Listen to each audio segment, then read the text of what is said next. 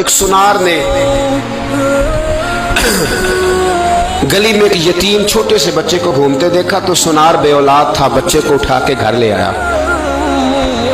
18 سال اس بچے کی پرورش کی، اس کو پالا پوسا جوان کیا۔ سنار کے پاس وہ دکان پہ چلا جاتا، وہ کئی دفعہ دکان پہ رہتا، کئی دفعہ گھر میں رہتا۔ ایک دفعہ وہ دکان پہ تھا، بچہ گھر تھا، 18 سال کا جوان، اس کی بیوی اکیلی تھی۔ وہ جس نے ماں بن کے پالا تھا اس نے اسی پہ حملہ کر دیا، اس کا بازو بری نیت سے تھاما، بیوی چیخی۔ تھوڑی دیر گزری تو وہ نوجوان پیروں میں بیٹھ گیا، کہنے لگا اماں پتہ نہیں مجھے کیا ہوا۔ شام کو سنار آیا، بیوی چیخنے لگی، چلانے لگی، کہنے لگی آج عجیب بات ہوئی، جس کو میں نے جگر کا خون دے دے کے پالا اسی نے گندی نظر ڈالی۔ سنار محو حیرت ہے، بیوی کا خیال تھا کہ لٹھ اٹھائے گا، ڈنڈا اٹھائے گا،